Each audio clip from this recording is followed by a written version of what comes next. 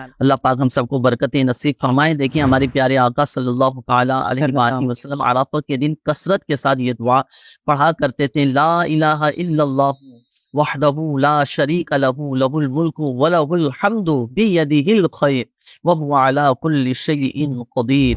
तो ये दुआ हम पढ़े कसरत के साथ। इसमें अल्लाह तबारक व तआला की तहलील बयान की गई है, तहमीद बयान की गई है और उसकी कुदरत का बयान है।